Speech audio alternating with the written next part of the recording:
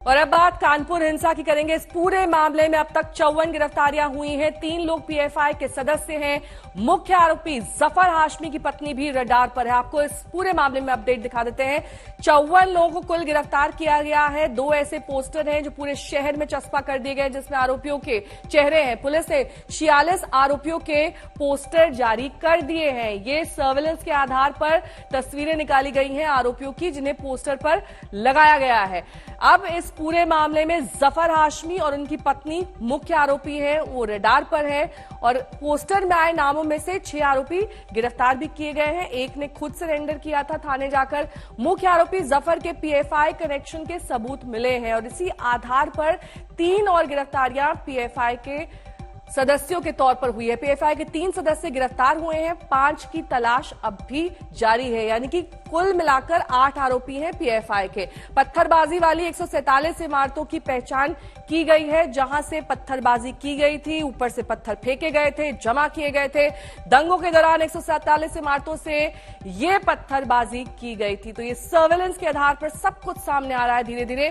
कल बुलडोजर से समेटे गए थे सड़क पर पड़े पत्थर, यानी कि जो हिंसा के दौरान पत्थरबाजी हुई उसको वहां से अब हटा दिया गया है, साफ कर दिया गया है। साथ ही फोरेंसिक जांच भी इन सभी चीजों की जा रही है। वो भी टीम कल यहां पर पहुंची थी। इस बीच कानपुर में बुलडोजर एक्शन की सुगबुगाहट भी तेज है। इसे लेकर मुस्लिम धर्मगुरु लगातार योगी सरकार पर हमलावर हैं।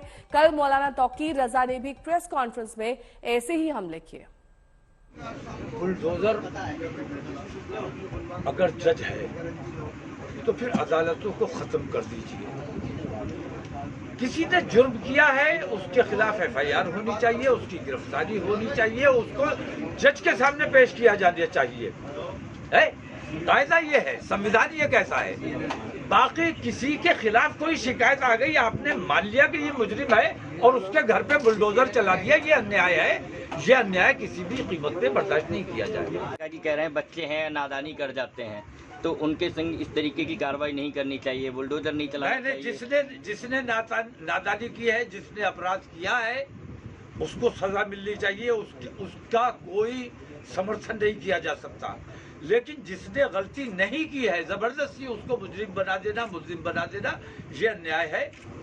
मैं हुकूमत से भी अपील करता हूँ, डीजीपी साहब से भी मुलाकात करूंगा, उनसे भी ये अपील करूंगा कि न्याय होना चाहिए, अन्याय नहीं होना चाहिए जिसने अपराध किया है।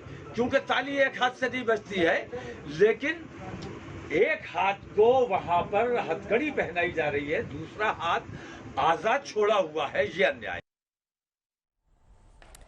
संतोष शर्मा मेरे सहयोगी इस वक्त तमाम जानकारी के साथ सीधे कानपुर से जुड़ रहे हैं। संतोष, देखिए मौलाना तौकीर रजा ये कह रहे हैं कि निर्दोषों को पुलिस गिरफ्त में ना ले, लेकिन ऐसे ही कई निर्दोष हैं जिनके परिवार वालों ने भी यही आरोप लगाया था कि वो निर्दोष हैं, लेकिन सीसीटीवी फुटेज में बकायदा उनका चेहरा दिखाई दे रहा था और ये सारे एविडेंस और साक्ष्य पुलिस ने दिखा दिए ताकि उन पर उंगलियां ना उठ सके। इस तरह की कार्रवाई अब आगे भी की जा सकती है ताकि पुलिस प्रशासन पर कोई उंगली ना उठे। देखिए, मौलाना तौकीर रजा ने कहा कि निर्दोषों को न जेल भेजा जाए। यही बात तो पुलिस कमिश्नर भी कह रहे हैं कानपुर के।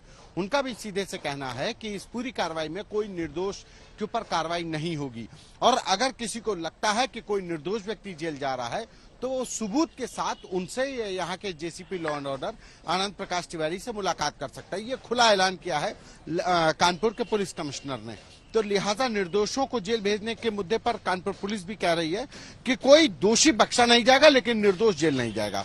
अब नेहा जी, हम एक तस्वीर आपको अलग दिखाते हैं। हम इस समय पर उस सड़क पर मौजूद हैं जहां पर शुक्रवार को हिंसा हुई। ये चंद्रेश्वर हाता है। ये चंद्रेश्वर हाता वो इलाका है जहां पर करीब 50 से 60 हिंदू परिवार रहते हैं और कहा जा रहा है कि हिंसा पत्थरबाजी इस हाता में रहने वाले लोगों के ऊपर पत्थरबाजी के साथ शुरू हुई थी। अब आज यहाँ के लोगों ने इस गेट पे, ये चंद्रेश्वर हाता का गेट है और वहां पर एक पोस्टर लगाया है। पोस्टर पर नरसिंह भगवान की तस्वीर है और पलायन नहीं पराक्रम करेगा, यानी पलायन नहीं पराक्रम करेंगे। साफ है कि यहाँ के लोगों ने तय किया है कि अब हम इस जगह को छोड़कर नहीं जाएंगे। दरअसल पहले दिन से यहाँ के परिवारों का आरोप है कि इस पूरे बेकनगंज इलाके, नई सड़क का ये इलाका है बेकनगंज थाना क्षेत्र का, इनका ये आरोप है कि यहाँ के आसपास जो दूसरे समुदाय के संप्रदाय के लोगों ने आसपास के हाथों को, इलाकों को खरीद लिया है, बस्तियों को खरीद लिया है और वहां पर ऊंची ऊंची इमारतें बनाई जा रही हैं। और जब भी यहाँ पर कोई ऐसी बात होती है, संवेदनशीलता बढ़ती है, दंगा फसाद की बात आती है, तो सबसे पहले इन परिवारों को निशाना बनाया जाता है और अक्सर इनके साथ विवाद होता है। कोशिश इस बात की होती है, आरोप ये लोग लगाते हैं कि यह कोशिश हो रही है कि ये हिंदू परिवार यहाँ से छोड़कर चले जाएं। यही वजह है कि इन लोगों ने साफ तौर पर लगाया है कि पलायन नहीं, पराक्रम करेंगे। यानी कि अब हम यहाँ छोड़कर नहीं जाएंगे, यहाँ से हम लड़ाई लड़ेंगे, बहादुरी के साथ लड़ेंगे। ये आज यहाँ के लोगों ने ये पोस्टर लगाया है। ये अपने आप में बता रहा है कि यहाँ के लोग जो पहले दिन से कह रहे थे, अब वो आर पार के मूड में आए हैं कि हम यहाँ से छोड़कर नहीं जाएंगे। वजह भी साफ है कि यहाँ से कई पुश्तों से, मतलब पिता, दादा, परदादा वो यहीं पर रह रहे हैं। कई हमने जब यहाँ पे ग्राउंड रिपोर्ट किया तो कई ऐसी महिलाएं मिली जो 80 साल की हैं, वो यहाँ पे शादी होकर दुल्हन बनकर आई थी। तो उनके लिए यहाँ पे एक अपनी उनकी संवेदनशीलता जुड़ी है, उनकी भावनाएं जुड़ी हैं, लिहाजा यहाँ के लिए ये जगह उनके लिए बहुत अहम हो जाती है। लेकिन इन लोगों का आरोप है कि ऊंची इमारतों से जो पथराव हुआ वो इसीलिए हुआ ताकि यहाँ के लोग परेशान होकर शहर के दूसरे हिस्सों में चले जाएं और ये पूरा हाथा करीब 50 से 60 बहुत शुक्रिया परिवार संतोष।